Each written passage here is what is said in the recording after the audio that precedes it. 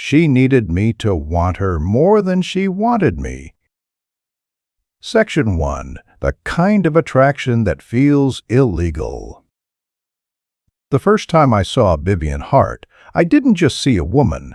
I saw a collision course that I was already too late to avoid. She didn't enter a room so much as she redefined the air within it, making every other person feel like background noise in a play they hadn't realized they were starring in. I remember standing by the window at Natalie Pierce's gallery opening, holding a glass of scotch that suddenly felt like lead in my hand as our eyes met across the crowded floor. There was a specific, predatory stillness in her gaze that suggested she already knew my secrets, my weaknesses, and exactly how much I was willing to sacrifice for a moment of her undivided attention. It was the kind of attraction that felt illegal, a heavy, suffocating magnetism that bypassed logic and went straight for the parts of my brain I usually kept under lock and key. We didn't speak for the first hour, but the silence between us was louder than the frantic networking happening around us. I watched her move, noting how she leaned into conversations just enough to make people feel chosen, only to withdraw a fraction of a second before they could get comfortable. When she finally approached me, she didn't offer a name or a greeting. She simply asked if I always looked at things as if I were trying to solve a puzzle I knew was missing pieces. I realized then that Vivian wasn't looking for a partner. She was looking for a subject, someone whose pulse she could regulate with a single, well-timed smile or a cold, calculated glance. I stayed silent because I knew that any word I uttered would be a surrender, a white flag raised in the face of a psychological siege I wasn't entirely sure I wanted to win. Our early weeks were a fever dream of emotional exclusivity, a world where the outside disappeared and only the two of us existed in a vacuum of shared breaths and whispered promises. She had this way of making me feel like the only man on earth, yet there was always an underlying tension, a sense that this high-intensity devotion was a loan that would eventually come due with staggering interest. I found myself rearranging my entire life around her whims, canceling meetings with Aaron Blake and ignoring calls from my office just to ensure I was available when she felt like being seen. It was intoxicating, a drug that made my skin crawl with a mixture of desire and a growing gnawing unease that I was losing the very core of who I was. Did she love me? Or did she love the way I looked at her, as if she were the only thing keeping the world from spinning off its axis? The obsession was mutual, or so I thought, but looking back, I can see the architecture of the trap she was building with such meticulous artistic care. She would tell me things, dark, intimate fragments of her past, that made me feel like the guardian of her soul, the only person she could truly trust in a world of pretenders. This created a bond that felt unbreakable, a sacred pact that I took with a gravity that bordered on the religious, while she watched me from behind those calm, inscrutable eyes. I started to notice that her affection was often tied to my level of desperation. The more I needed her, the more she gave, creating a feedback loop that rewarded my vulnerability and punished my independence. It was a beautiful, terrifying dance, and I was so focused on the music that I didn't realize the floor was slowly being pulled out from under my feet. As the months passed, the exclusivity began to feel less like a sanctuary and more like a high-walled garden where the oxygen was starting to run thin. Vivian started to introduce tests, small, seemingly insignificant moments where I had to prove my loyalty or my desire over and over again, regardless of the cost to my dignity. She would mention how much she admired a certain trait in another man, or she would grow cold for 3 days without explanation, only to return with an intensity that left me breathless and more dependent than before. I stayed silent through these shifts, convincing myself that this was simply the price of a love this profound, a love that transcended the boring, safe boundaries of ordinary relationships. I was a man who prided himself on logic, yet I was willingly drowning in an ocean of emotional manipulation, convinced that as long as she was the one holding me under, it was somehow okay. One evening, while we were sitting in her apartment overlooking the city, she looked at me and said that she feared I would one day realize she wasn't enough for me. It was a classic move, a projection of her own insecurities designed to elicit a passionate denial from me, which I gave her with a fervor that made my own stomach turn. I realized in that moment that I was performing for her, playing the role of the obsessed lover because it was the only way to keep the peace in our volatile, high-stakes ecosystem. I understood then that her need for my obsession was far greater than her need for my actual presence. She fed on the want, not the having, and the more I hungered for her, the more powerful she became. But as I held her that night, I felt a tiny microscopic fracture form in my devotion, a quiet realization that this wasn't love. It was a slow-motion hostage situation. The realization didn't change my behavior immediately, but it changed the way I watched her, turning me from a participant into a quiet, internal observer of our own destruction. I saw how she managed her social circles, how she kept people like Monica Reyes on a short leash of secrets and favors, ensuring that everyone around her was constantly vying for a crumb of her approval. It was a masterclass in social engineering, and I was the crown jewel of her collection, the man who had supposedly given up everything just to be near her.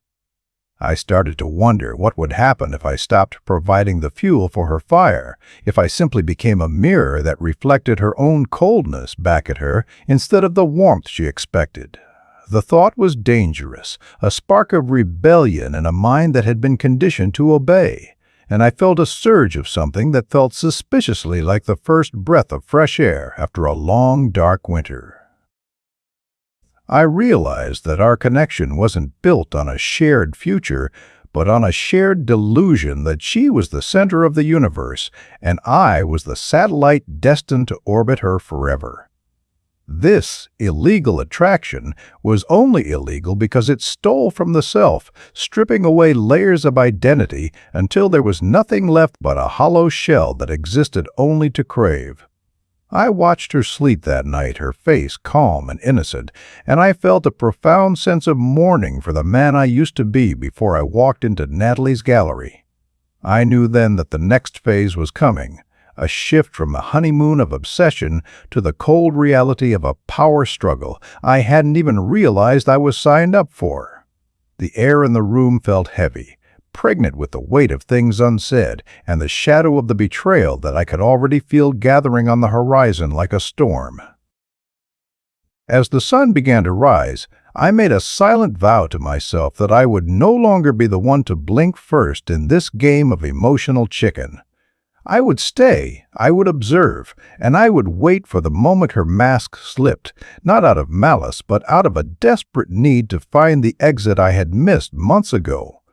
The intensity hadn't faded, but its flavor had changed from something sweet and intoxicating to something bitter and metallic, the taste of a blade held against the throat. I looked at the woman I loved and felt a chilling sense of distance, a gap that no amount of passion or obsession could ever truly bridge again. I was still there, physically present and seemingly devoted, but the want she relied on was beginning to calcify into something much more durable and much less useful to her, cold, hard clarity. I lay back and waited for her to wake up, knowing that today would be the first day I played the game with the full knowledge of the rules she had written in the dark. She would wake, she would reach for me, and she would expect to find the same Sebastian Crow who would burn down his own house just to keep her warm for an hour. But as she stirred and the light hit her eyes, I saw the first flicker of a different kind of hunger in her, a redirection of desire that I wasn't prepared for. It wasn't about me anymore, and as she looked past me to her phone on the nightstand, I realized the trap had already changed shape. Section 2. Passion turns into a power test. The shift was so subtle that if I hadn't been looking directly at it, I would have called it a trick of the light, a momentary lapse in our shared intensity. Vivian began to weaponize her presence, using her attention as a currency that she devalued or inflated based on how much proof of my devotion I had provided that day. It started with small things like lingering a little too long on a phone call in the other room or mentioning Elliot Shaw's name with a certain curated casualness that was designed to pique my jealousy. I stayed silent because I wanted to see how far she would push the boundaries of our supposed exclusivity before she realized I was no longer biting at the bait. It was a power test, a psychological stress test of our relationship to see if my loyalty was truly unconditional or if it could be broken by the threat of a replacement. I watched her interact with Elliot at a charity gala, noting the way she used the same predatory stillness on him that she had once used on me, though this time it felt performative, a show staged for my benefit. She would glance at me every few minutes to gauge my reaction, looking for the familiar tightening of my jaw or the flash of anger in my eyes that usually signaled her victory. When I chose instead to remain perfectly composed, sipping my drink and discussing market trends with Aaron Blake, I saw a flicker of genuine confusion cross her face for the first time. I realized then that my jealousy was the oxygen she needed to breathe. Without it, her actions felt hollow, like an actress performing to an empty theater. The power was shifting not because I was fighting back, but because I was refusing to participate in the drama she had spent months scripting for us. She tried to escalate, turning her managed desire into a more overt form of emotional withdrawal, acting as though my presence was a burden she was graciously enduring. She would spend hours on her phone, smiling at screens I couldn't see, and then look up with a startled expression when I entered the room as if I were a stranger who had lost his way. I stayed silent because I understood that she wanted me to demand answers, to shout, to beg for the intimacy that she was now withholding with such clinical precision. Every time I didn't react, every time I responded with a calm, "No problem," or a polite, "Take your time," I could feel her frustration mounting like a physical weight in the air between us. It was a test of endurance, a game to see who would crack first under the pressure of a love that was being systematically dismantled by the very person who had built it. Vivian's strategy was to make me feel small, to make me feel as though my status in her life was a privilege that could be revoked at any moment for the slightest infraction. She began to invite Elliot to our social gatherings, positioning him as a dear friend whose intellectual compatibility with her was supposedly unmatched by anyone else in her circle. I saw how Monica Reyes watched us, her eyes darting between me and Vivian, waiting for the explosion that everyone in the room expected but which I refused to provide. I stayed silent because I knew that if I made a scene, I would be validating Vivian's power over my emotions, giving her exactly what she wanted, proof that I was still her puppet. Instead, I treated Elliot with a detached, professional kindness that seemed to irritate Vivian more than any outburst ever could, as it signaled that I didn't even consider him a threat. The psychological pressure was relentless. A constant drumming of subtle insults and redirected affections that were meant to erode my self-worth until I was nothing but a supplicant.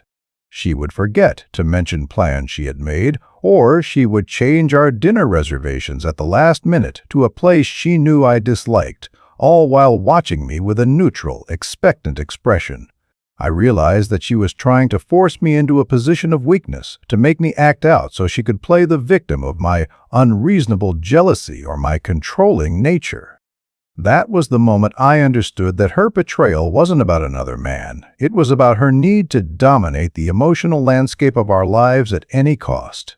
She was willing to burn our connection to the ground just to see if I would try to save the ashes, a realization that left me feeling cold and strangely free. I started to withdraw my own emotional investment, not with a bang, but with a series of quiet, deliberate choices that left her with nothing to push against. I stopped asking her about her day, stopped planning surprises, and stopped looking at her with the raw, naked hunger that had once been my defining characteristic in her eyes. I stayed silent because I realized that my silence was the only thing I had left that she couldn't control or manipulate into a weapon against me. The more she tried to provoke me, the more I became a mirror, reflecting her own behavior back at her without comment or judgment, a tactic that seemed to drive her into a quiet, simmering desperation. She was losing her grip on the narrative, and for a woman who lived for control, there was no greater nightmare than a partner who was no longer predictable. "One night," she finally snapped, asking me why I was being so distant and accusing me of not caring about us anymore, her voice sharp with a desperation she couldn't quite hide. I looked at her, truly looked at her, and realized that the woman I had been obsessed with was gone, replaced by a strategist who had forgotten how to be human in her quest for dominance. I told her, calmly and without a hint of anger, that I was simply respecting the boundaries she had been setting for weeks, and that I thought this new space was what she wanted. The silence that followed was absolute, a void that swallowed her arguments and left her standing there, exposed and suddenly very small in the middle of her own living room. I realized then that the power test was over, and she had failed it the moment she assumed that my love was a weakness she could exploit forever. The dynamic had changed irrevocably. She was no longer the one managing the desire, because there was no longer any desire left for her to manage.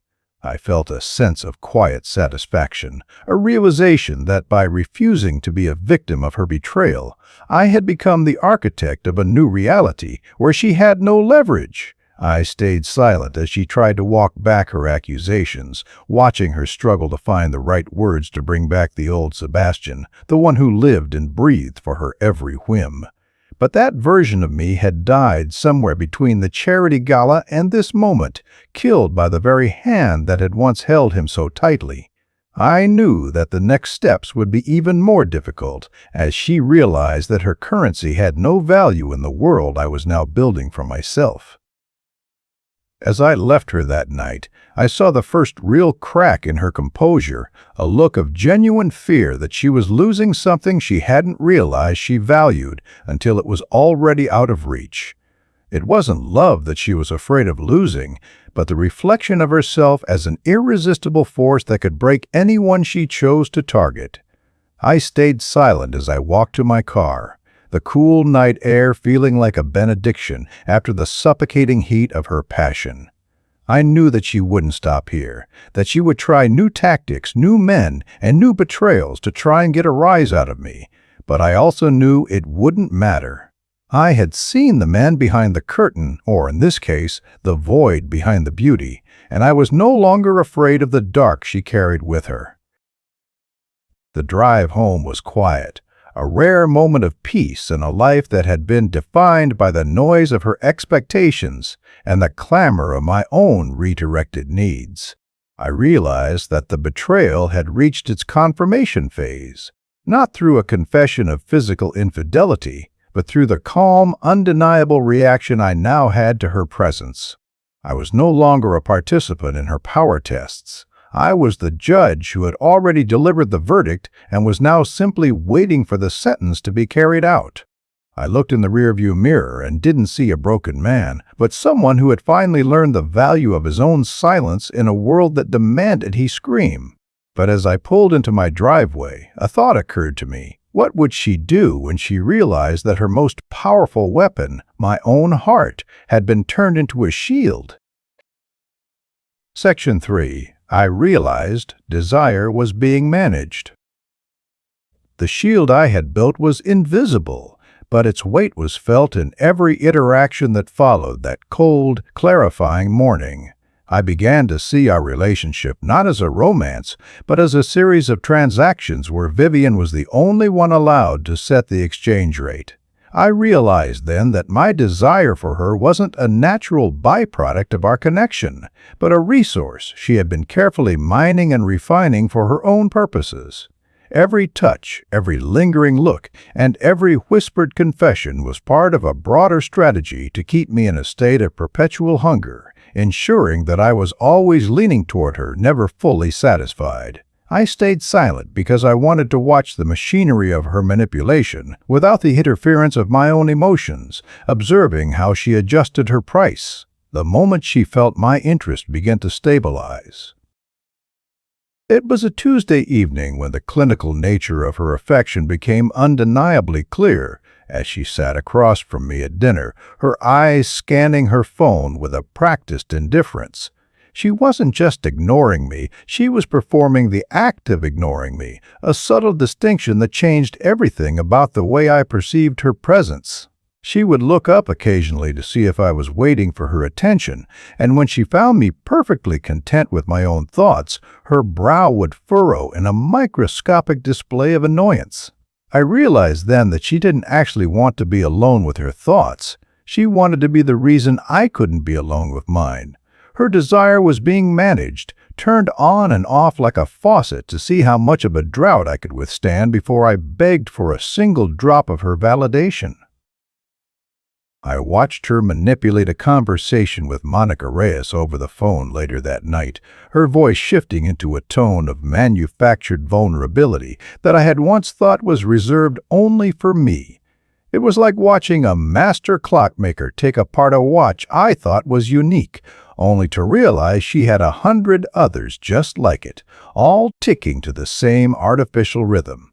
I stayed silent because I knew that if I spoke, I would be acknowledging her power, and I was no longer willing to give her the satisfaction of knowing she could still affect my internal weather. The psychological pressure in the house began to shift, becoming a heavy, static-filled silence that she tried to break with sudden bursts of manufactured warmth that felt as cold as ice. She was trying to find the on switch for my obsession, but she didn't realize that I had already cut the power lines.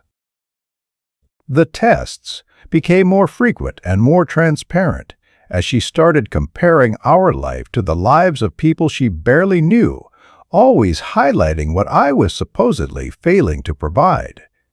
She would mention a trip Elliot Shaw was taking or a gift Aaron Blake had bought for his wife, her voice trailing off as if to invite me to defend my own worth. I realized that this was her way of trying to reestablish the hierarchy, to make me feel as though I was constantly auditioning for a role I had already played for years. That was the moment I understood that her redirected desire wasn't about finding someone better.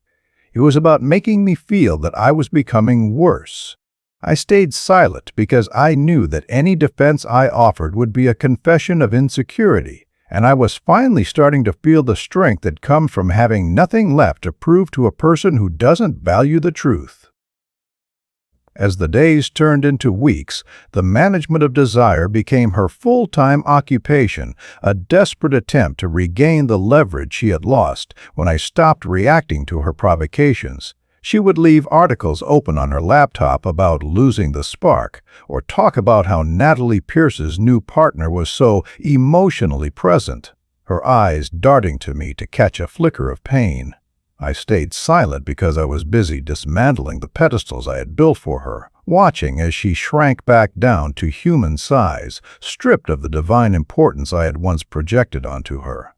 The pressure was no longer on me to perform. It was on her to maintain the illusion of her own superiority, a task that was clearly beginning to exhaust her. I realized that she was a captive of her own games, forced to keep playing even when the other player had already left the table. There is a specific kind of horror in watching someone you loved turn into a stranger who is trying to pick your pocket, and I felt that horror every time she reached for me with a fake smile. I realized that the intensity she had offered at the beginning was just the bait for a trap that was now closing on her instead of me. I stayed silent because I wanted her to feel the vacuum I had created, the absolute lack of emotional feedback that was more devastating to her than any shouting match could ever be. She was a performer who had lost her audience, and I could see the panic starting to seep into the corners of her carefully curated life. The desire that had once been our bond was now a weapon she didn't know how to disarm, and I was the one holding the safety pin. I began to take back my time, staying late at the office or visiting friends like Erin without asking for her permission or even informing her of my plans until I was already gone.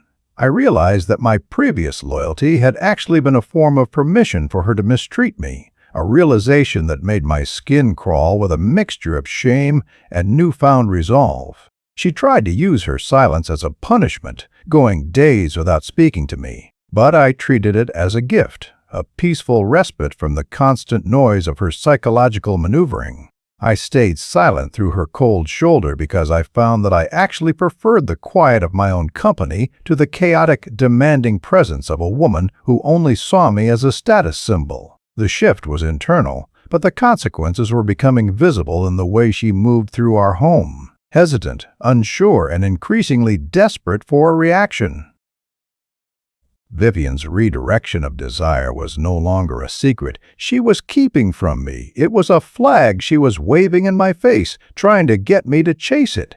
She started taking calls from Elliot in front of me, laughing at jokes that weren't funny and sharing inside stories that were designed to make me feel like an outsider in my own marriage.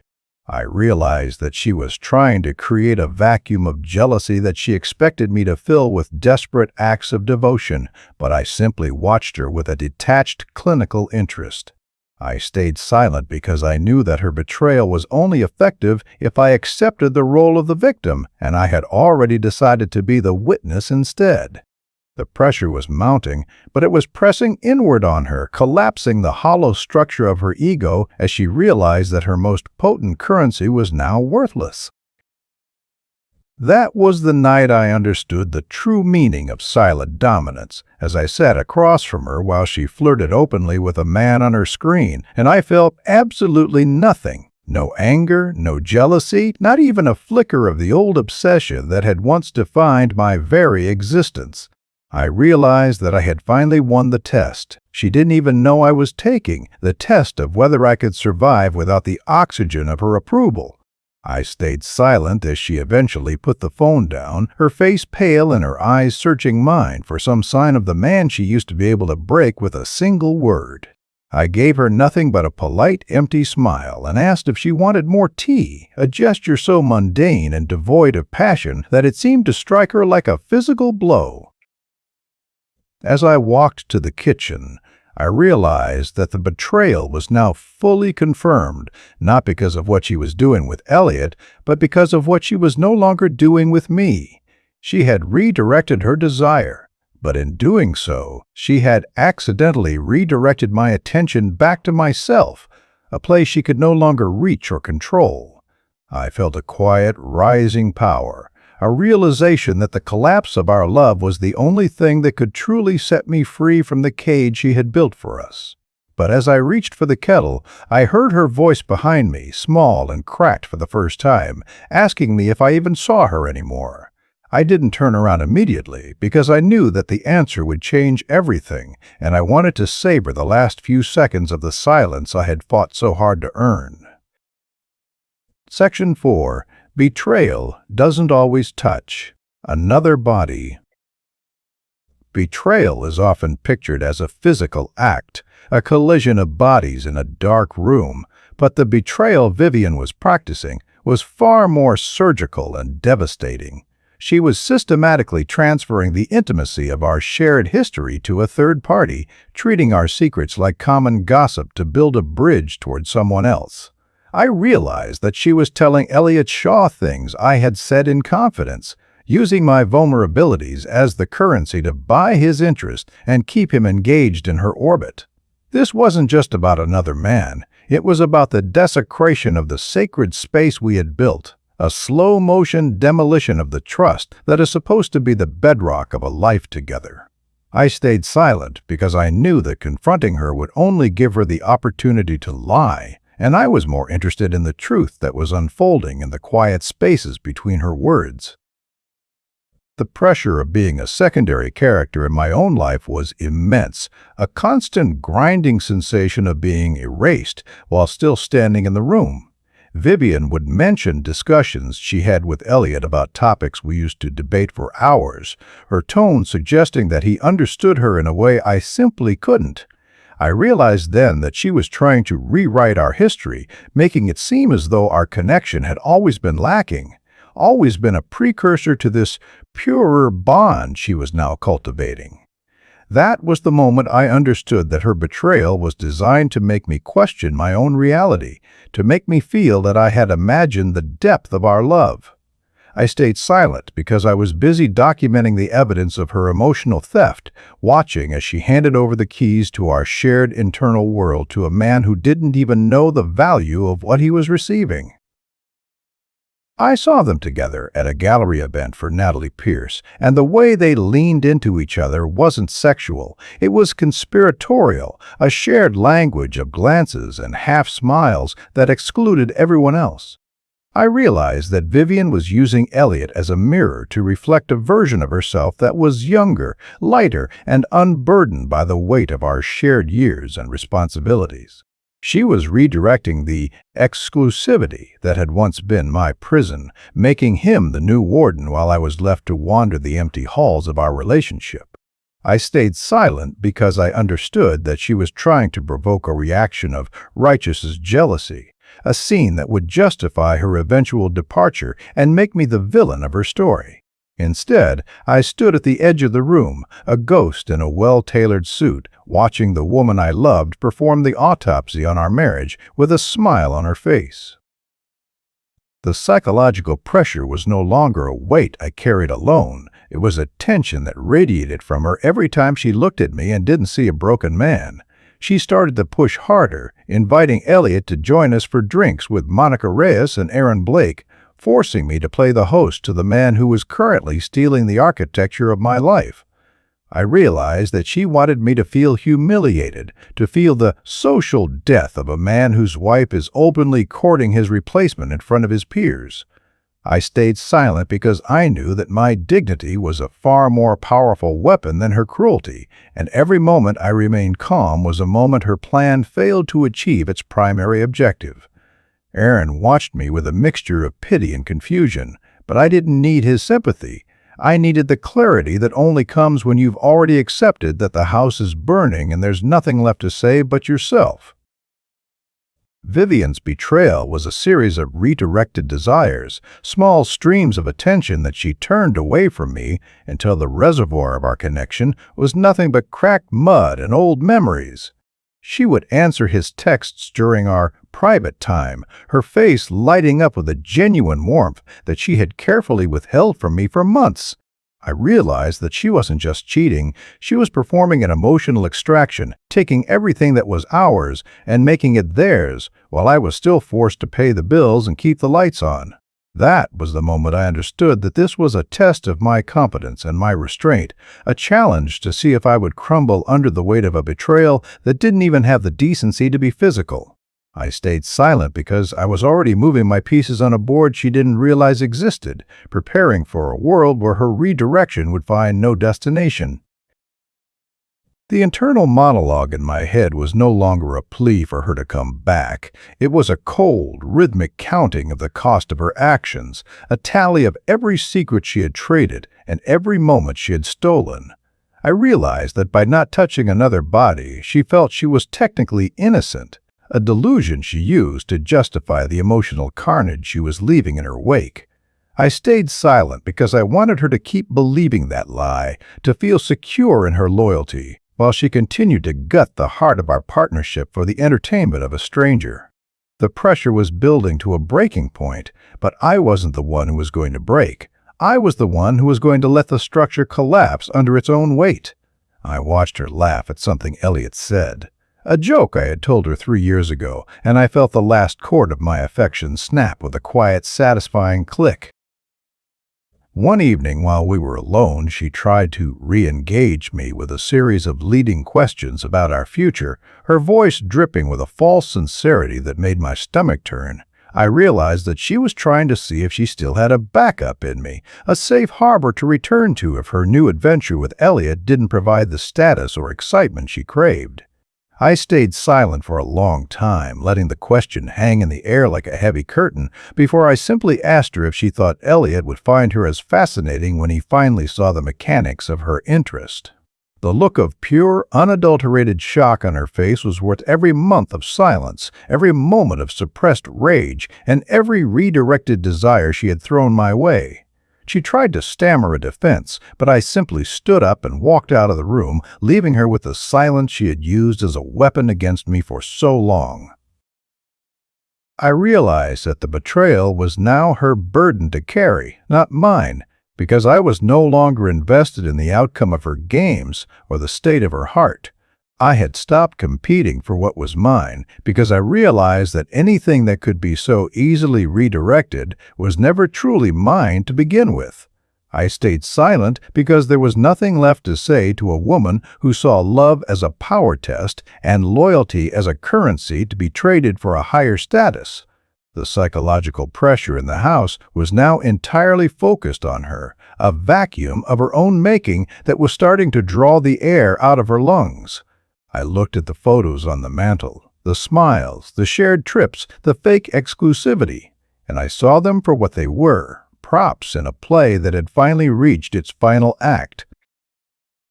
As I lay in bed that night, far on my own side of the mattress, I felt a sense of profound, quiet dominance that had nothing to do with revenge and everything to do with self-preservation. I realized that the betrayal had reached its final confirmation, and my reaction was no longer one of pain, but of a calm, clinical necessity to move forward without her. I was no longer the abandoned partner. I was the one who had already left, even if my body was still occupying the same space she thought she controlled. I stayed silent as I heard her crying softly in the bathroom, a sound that would have once broken my heart, but now only sounded like the inevitable consequence of a woman who had gambled with something she didn't realize was irreplaceable. But as I closed my eyes, I realized that the collapse was only just beginning, and the most dangerous part of the game was yet to come.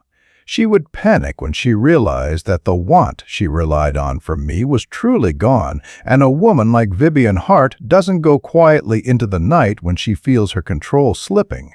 I realized then that I had to be more careful than ever because a cornered strategist is far more dangerous than a successful one, and she still had one more card to play. The question wasn't whether I could survive the betrayal, but whether I could survive the moment she realized her betrayal had no power over me at all. I lay there in the dark, waiting for the morning, knowing that the test was about to become a war of attrition that only one of us was prepared to win. Section 5. I stopped competing for what was mine. The moment I decided to stop competing for Vivian's attention was the moment I truly regained my pulse. It wasn't a loud declaration or a dramatic exit. It was a quiet, internal resignation that occurred while I was watching her dress for another networking event with Elliot Shaw. I realized that by fighting for a seat at the table of her life, I was acknowledging that she held the power to grant it. I stayed silent because I finally understood that the most valuable thing I owned wasn't her love, but my own autonomy, which I had been recklessly spending like a man with an infinite bank account. The psychological pressure of the competition vanished, replaced by a cold, clear-eyed focus on my own restoration. I looked at the woman I once worshipped and saw not a goddess but a small, insecure architect of her own isolation, and the sight didn't even move me to pity.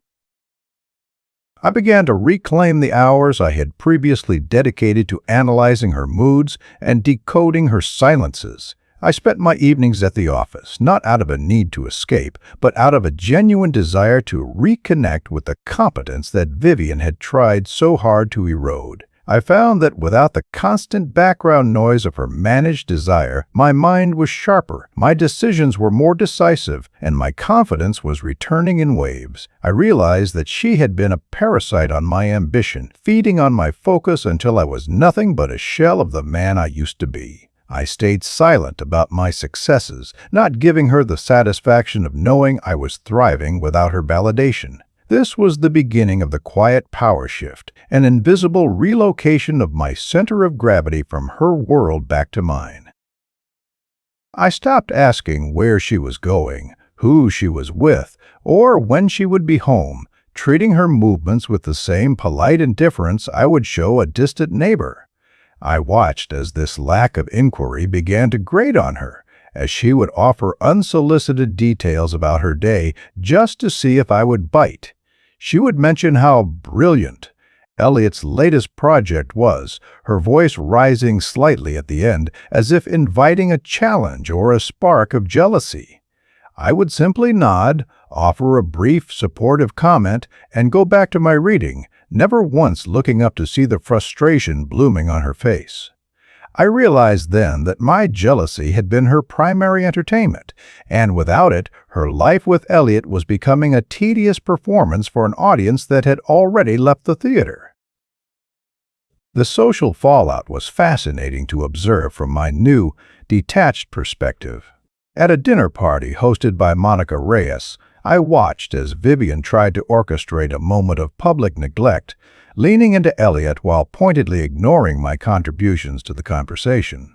I stayed silent, not out of hurt, but because I was busy enjoying the excellent wine and the genuinely interesting conversation I was having with Aaron Blake.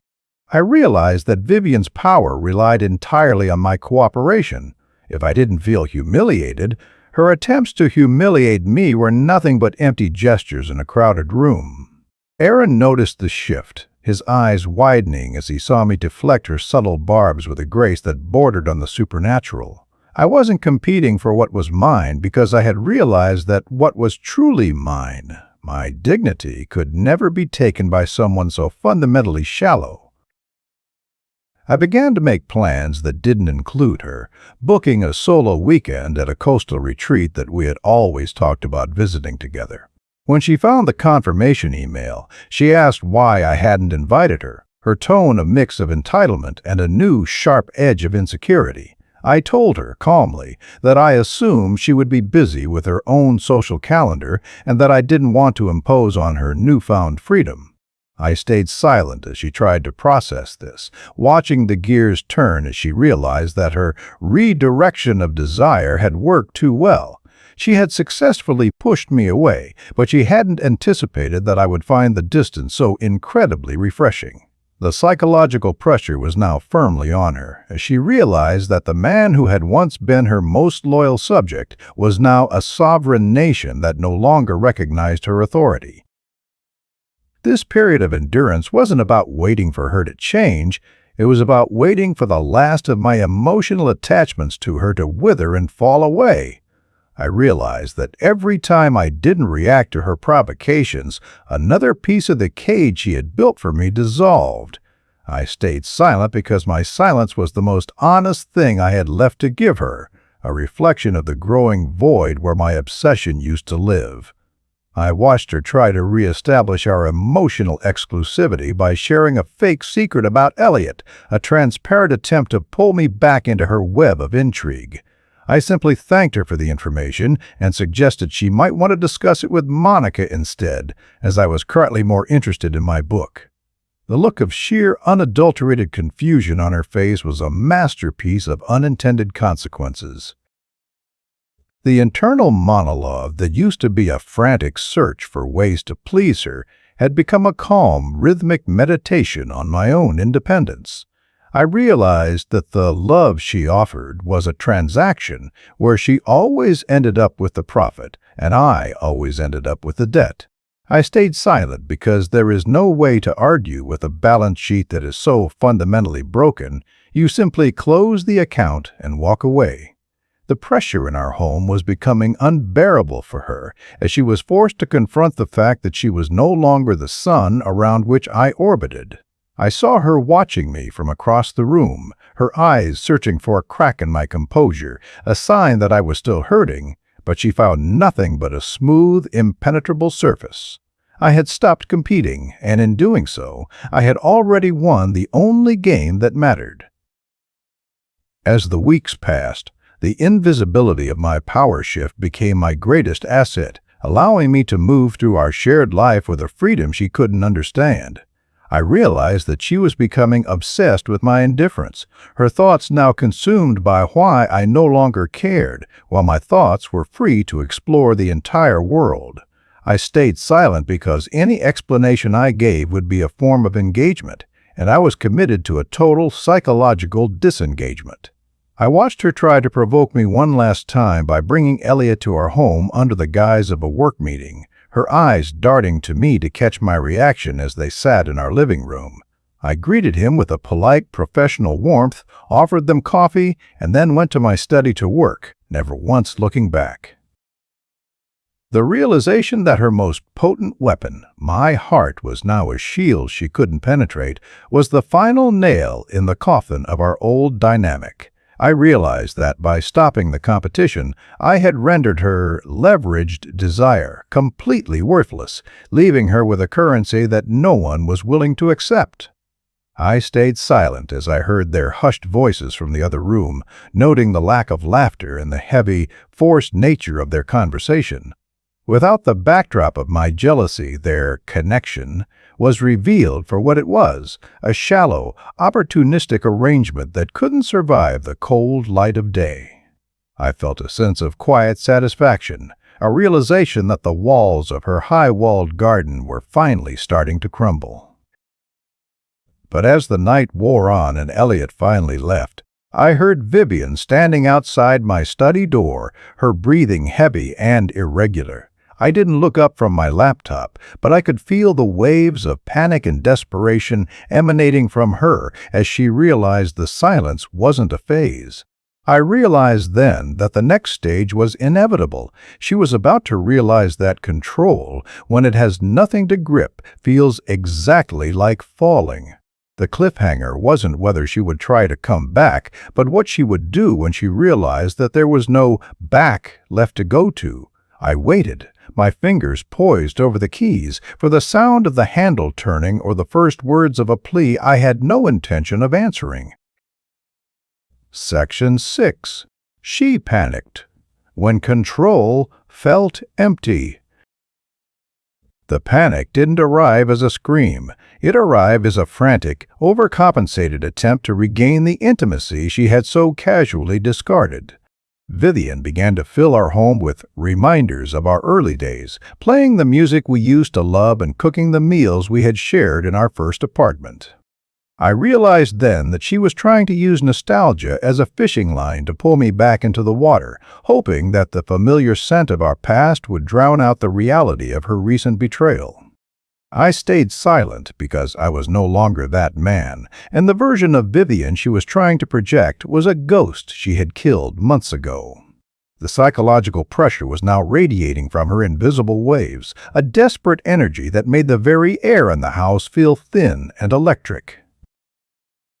I watched her try to use Elliot as a weapon one last time, but the blade was blunt and the wielder was exhausted.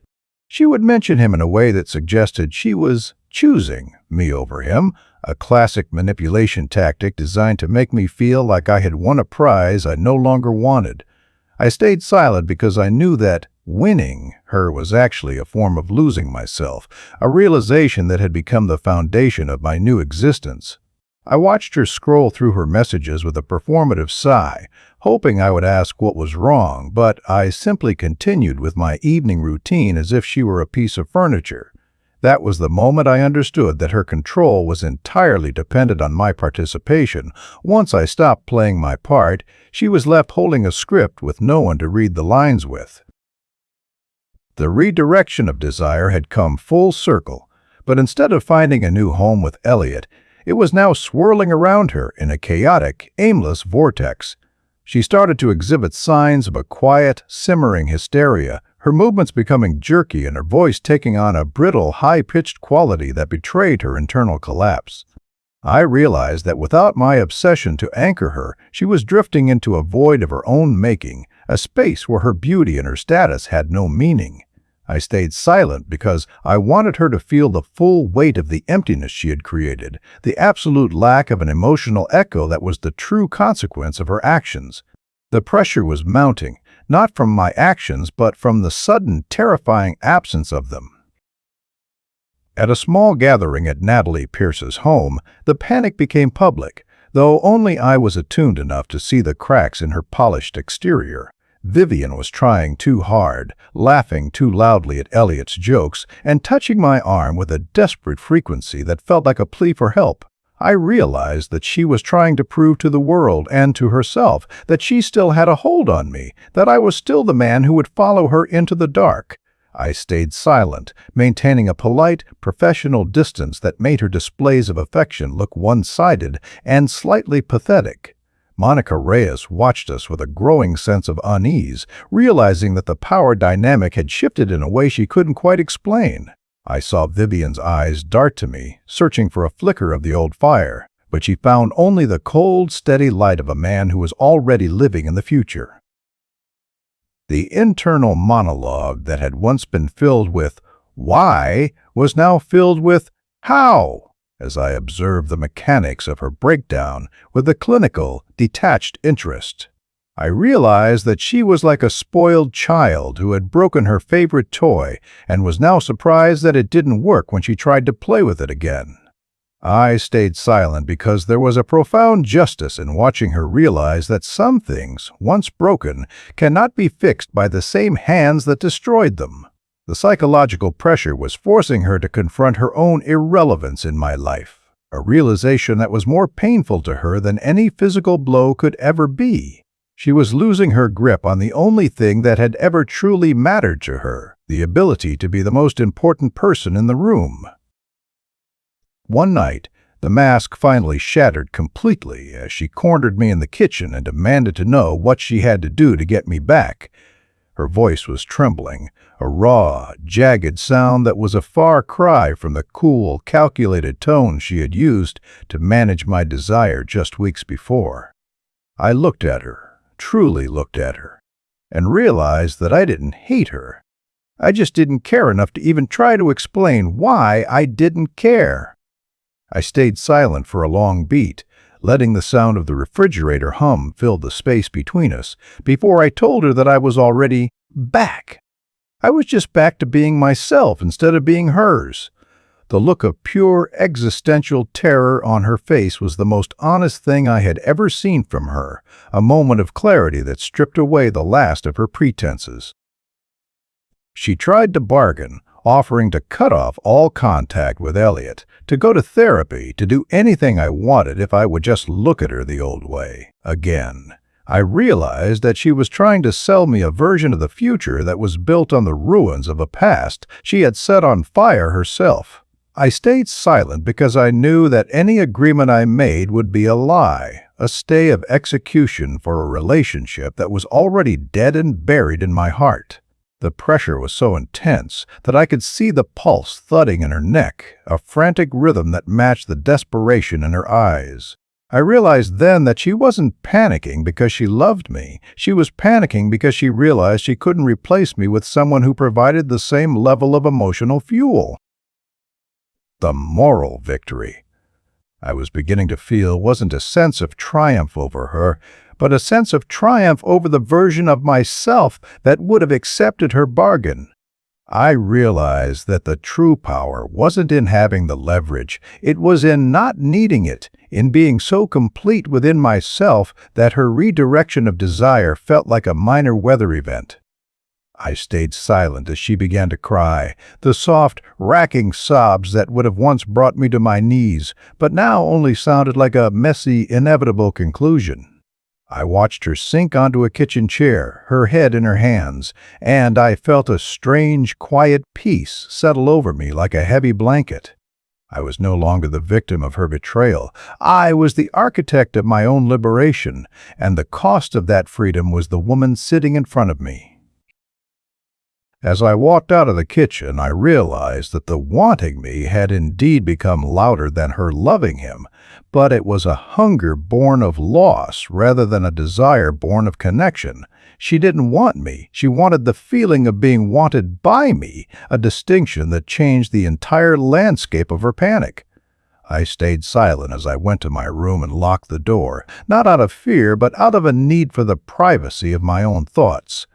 I knew that the next few days would be a storm of attempts to fix things, to reclaim the territory she had so arrogantly abandoned. But I also knew that the territory was gone, replaced by a new world that she didn't have a map for and couldn't buy her way into.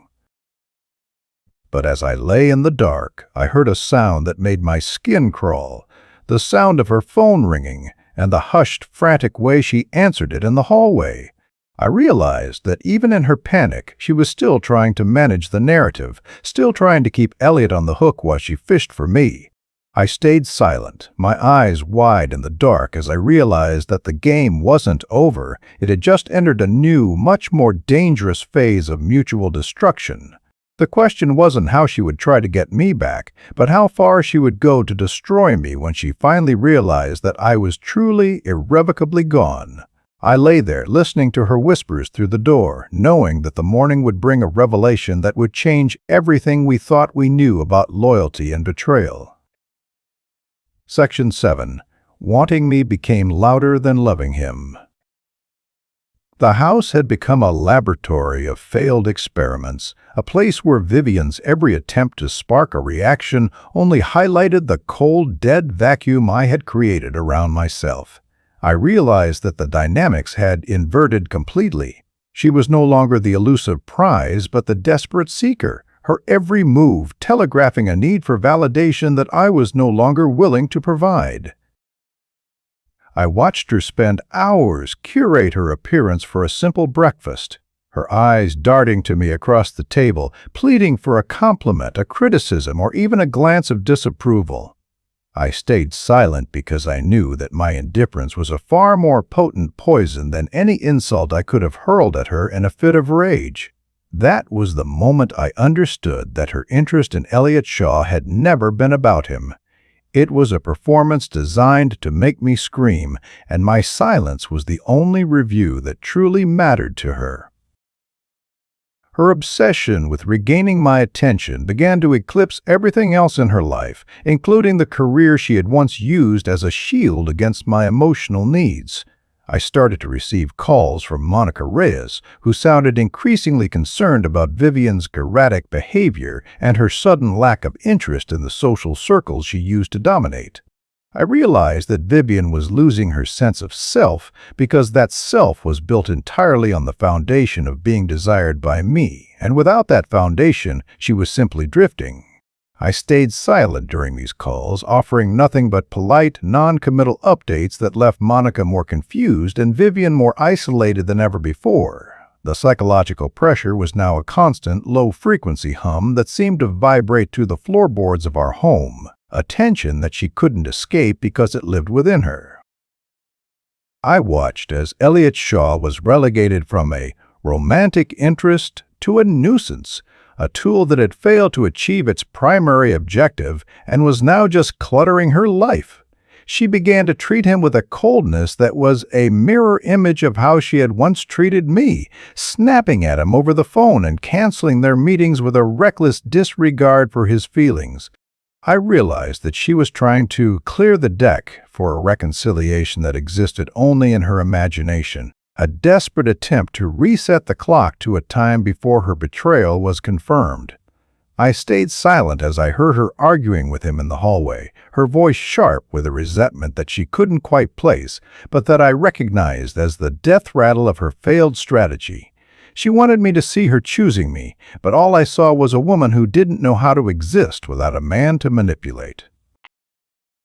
The shift in our corporate social circle was equally profound, as people who had once looked at Vivian with envy now looked at her with a mixture of pity and caution.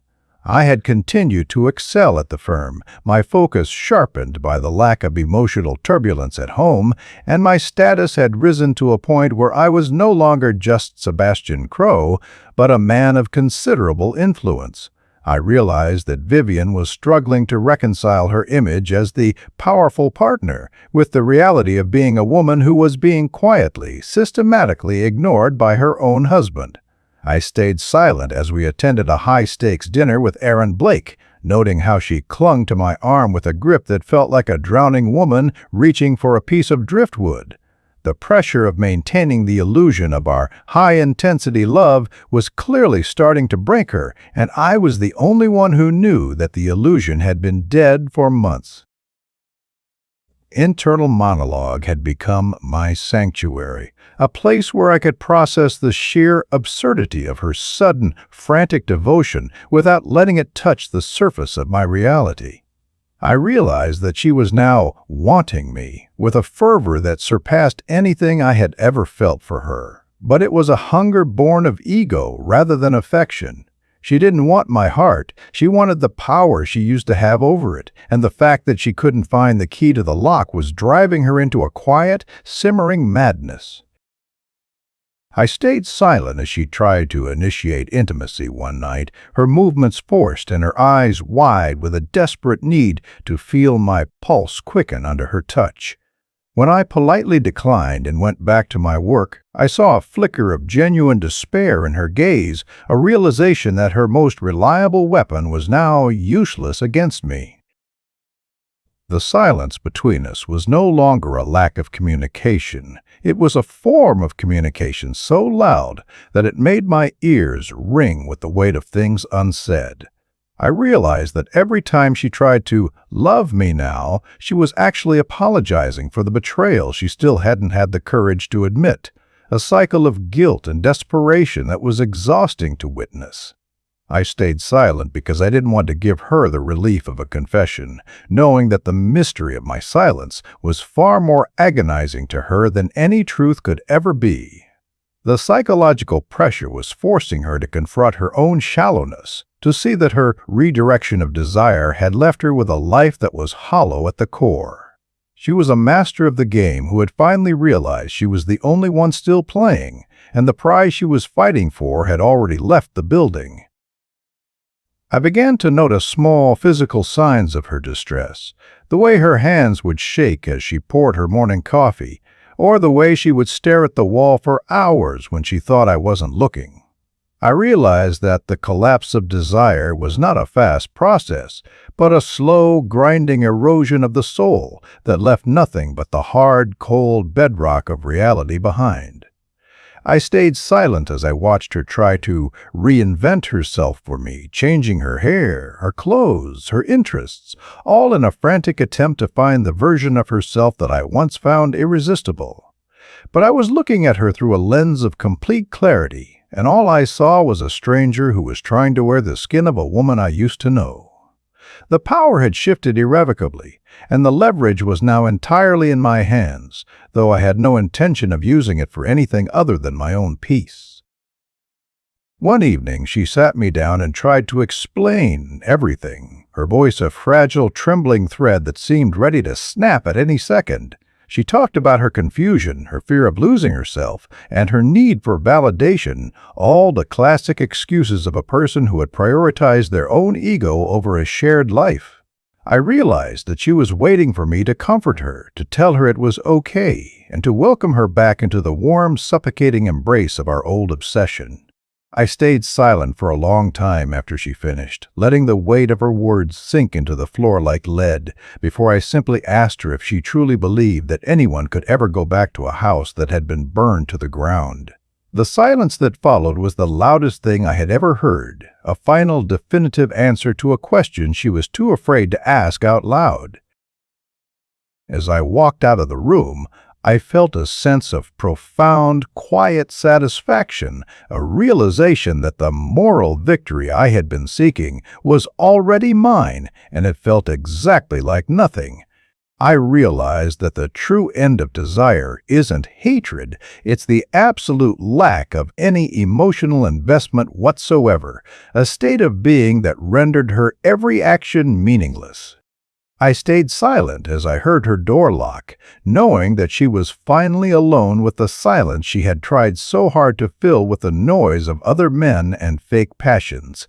The pressure was gone, replaced by a calm, steady rhythm that felt like the first day of the rest of my life, a life that no longer had a place for the woman who had tried to turn my love into a currency. But as I reached for my own door, I realized that the final act was still to come, and it was going to be the most dignified thing I had ever done. I lay in bed and watched the shadows move across the ceiling, thinking about what happens to a person when they finally realize that the weapon they've been using to control others has turned into a mirror. I realized that Vivian was currently staring into that mirror, and for the first time in her life, she didn't like what she saw.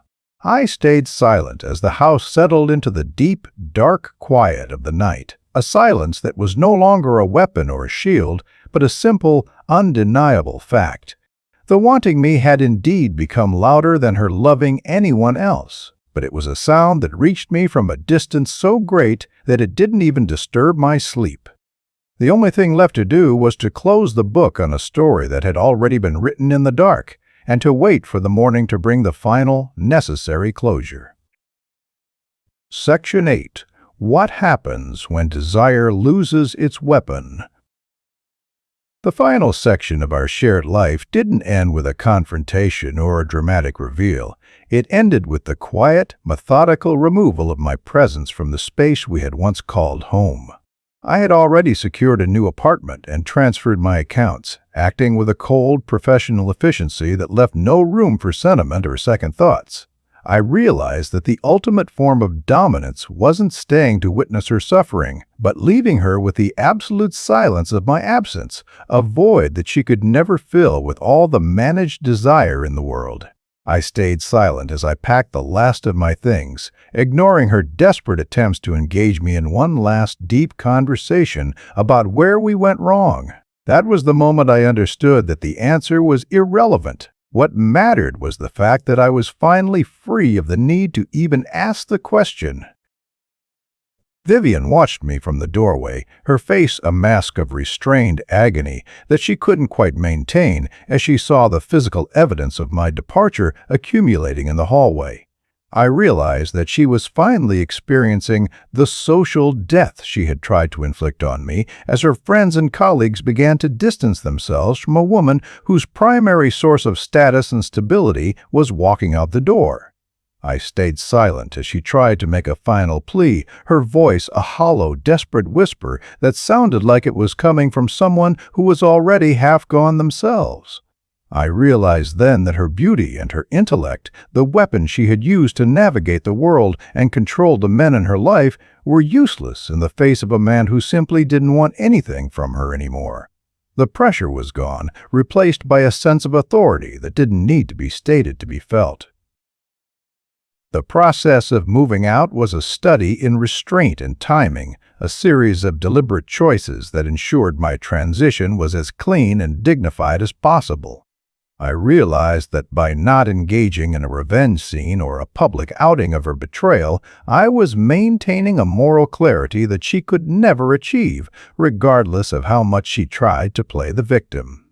I stayed silent as I handed her the keys to the house, a gesture that felt less like a surrender and more like the returning of a cursed object to its rightful owner.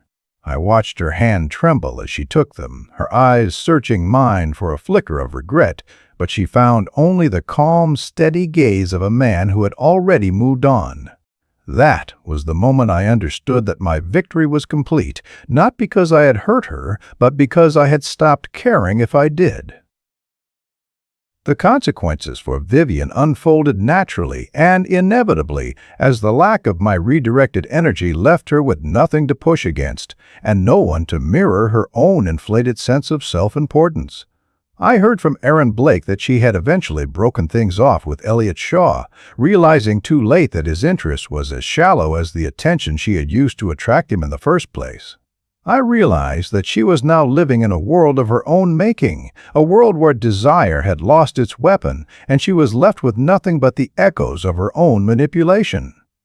I stayed silent about her fate, refusing to participate in the gossip or the post-mortems that our social circle was so eager to conduct. My satisfaction was quiet and internal, a sense of earned peace that came from knowing I had survived a psychological siege with my dignity intact. As I settled into my new life, the internal monologue that had once been a constant debate about our relationship was replaced by a profound, restful silence. I realized that the moral victory I had achieved was the realization that love is not a power struggle, and any connection that requires leverage to maintain is not worth the energy it takes to keep it alive. I stayed silent as I passed her in the city a few months later, noting the way she looked, still beautiful but diminished, like a star that had lost its gravitational pull and was slowly fading into the background. She saw me, her eyes widening in a moment of recognition and profound loss, but I simply offered a polite, distant nod and continued on my way. I felt a sense of quiet satisfaction, a realization that the story was truly over, and the ending was exactly what it needed to be. The final closure came not from a word spoken between us, but from the absolute lack of a need to speak at all, a state of being that was the most precise form of revenge I could have imagined. I realized that by allowing her desire to collapse under its own weight, I had transformed our love into a lesson that she would be forced to study for the rest of her life. I stayed silent as I stood on the balcony of my new home, looking out at the city and feeling the cool, fresh air of a future that was entirely mine to build.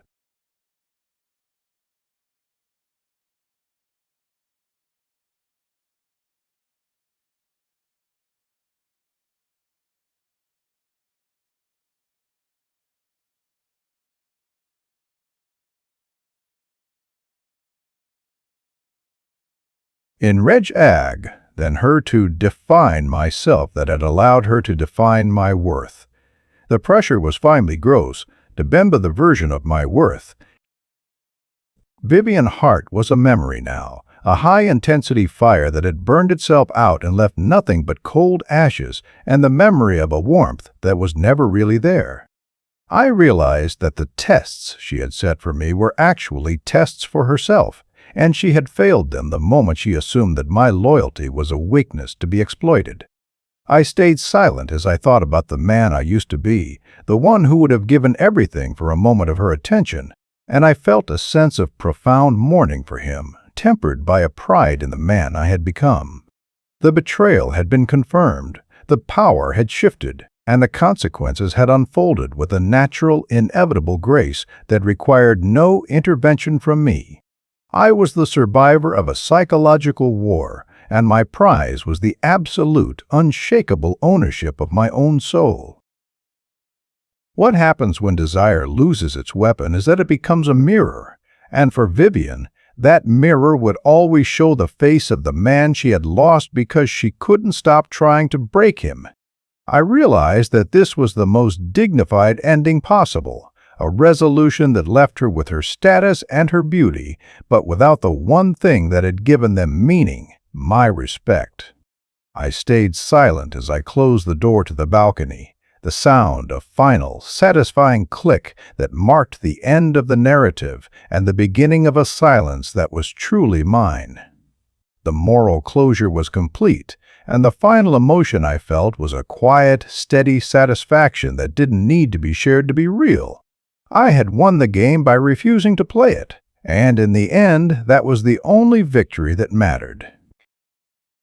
The city lights were a blur of potential and promise, a world that was no longer filtered through the lens of her expectations or the noise of her managed desire.